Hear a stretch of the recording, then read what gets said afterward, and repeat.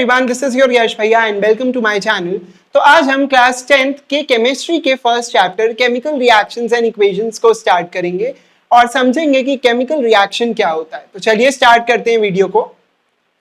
देखिए, कोई भी ऐसा प्रोसेस जिसमें दो या दो से ज्यादा चीजें आपस में रिएक्ट करती हैं और नया सब्सटेंस फॉर्म करती हैं और उस नए सब्सटेंस की कुछ नई प्रॉपर्टीज होती हैं, ऐसे प्रोसेस को हम केमिकल रिएक्शन बोलते हैं। अब तुम कहोगे एग्जाम्पल से समझाइए। ये रहा एग्जाम्पल। मान लो ये पीस ऑफ पेपर है, ठीक है, और मैं इस पीस ऑफ पेपर को बर्न करता हूं, जलाता हूं। तो जब ये पीस ऑफ पेपर जलेगा तो इस पेपर में जो कार्बन प्रेजेंट है वो हमारे एटमॉस्फेयर से ऑक्सीजन के साथ रिएक्ट करेगा और कार्बन और ऑक्सीजन रिएक्ट करेंगे तो as a result ash produce होगी। और ऐश क्या है? एक नया सब्सटेंस है, तो हम कह सकते हैं कि ये एक केमिकल रिएक्शन होगा।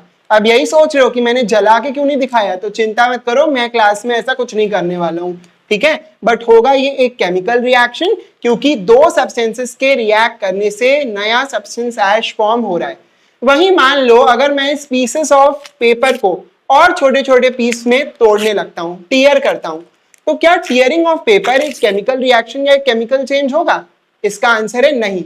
ये केमिकल रिएक्शन या केमिकल चेंज नहीं होगा क्योंकि इसमें ना तो दो चीजों ने आपस में रिएक्ट किया है और ना ही कोई नया सब्सटेंस बन रहा है। क्लियर है? चलिए, अब यही बात यहाँ लिखी हुई है। A process in which two or more substances react to form new substances with new properties is called a chemical reaction.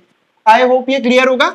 इसके बाद देखिए, किसी भी रिएक्शन में जो चीजें आपस में रिएक्ट करती हैं उन्हें हम रिएक्टेंट्स बोलते हैं, और जो चीजें रिएक्शन के बाद बनती हैं, नई चीजें, उन्हें हम प्रोडक्ट बोलते हैं। जैसे फॉर एग्जांपल इस रिएक्शन में कार्बन और ऑक्सीजन रिएक्ट कर रहे हैं आपस में, तो कार्बन और ऑक्सीजन क्या है? वो सब्सटेंसेस हैं जो रिएक्शन में पार्टिसिपेट कर रहे हैं, तो ये हमारे रिएक्टेंट्स हो जाएंगे। वहीं इन दोनों के रिएक्शन से नया सब्सटेंस कार्बन डाइऑक्साइड बन रहे हैं, तो कार्बन डाइऑक्साइड हमारा प्रोडक्ट हो जाएगा। यही बात यहाँ लिखी भी हुई है। Substances which take part in a reaction are called reactants. The new substances formed in a reaction are called products. Clear है? अब देखो, केमिकल रिएक्शंस के एक नहीं हजारों एग्जाम्पल मिल जाएंगे हमारी डेली लाइफ में। जरूरत होती है बस हमारे ऑब्जर्व करने की। देखो, जैसे पहला यहाँ दिया है कुकिंग ऑफ फूड।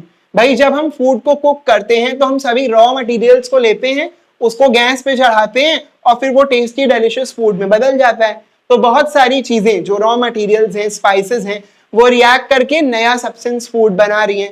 इसके अलावा digestion of food. Digestion of food में क्या होता है? हम खाने को अपनी बॉडी के अंदर लेते हैं, वो खाना बहुत सारे सब्सटेंसेस में ब्रेक करके हमारी बॉडी को एनर्जी प्रोड्यूस करता है, तो ये भी एक केमिकल रिएक्शन है। इसके बाद रेस्पिरेशन। रेस्पिरेशन में हम ऑक्सीजन को इनहेल करते हैं, वो ऑक्सीजन हमारी बॉडी में यूज होती है, कार्बन डाइऑक्साइड एज अ नया सब्सटेंस प्रोड्यूस होती है, बॉडी के बाहर निकलती है, ये भी केमिकल रिएक्शन है। रस्टिंग ऑफ आयरन में क्या होता है? जब आयरन ऑब्जेक्ट्स हैं, तो आयरन ऑब्जेक्ट्स जब एयर और मॉइस्चर के कांटेक्ट में आते हैं तो उन पे हाइड्रेटेड आयरन ऑक्साइड की एक लेयर जमा हो जाती है, जंग लग जाता है, तो ये जो नई लेयर उन पे डिपॉजिट हुई है, ये एक नया सब्सटेंस है, तो ये भी एक केमिकल रिएक्शन है, राइट। ऐसे ही बहुत सारे केमिकल रिएक्शंस के एग्जाम्पल आप खुद से दे सकते हैं। तो मैं चाहूंगा कि कमेंट सेक्शन में आप लोग कम से कम 3 एग्जाम्पल्स केमिकल रिएक्शन के अपने से जरूर लिखें जो मैंने यहाँ पर नहीं बताए हैं। मिलते हैं नेक्स्ट वीडियो में, तब तक के लिए स्टे ट्यून्ड।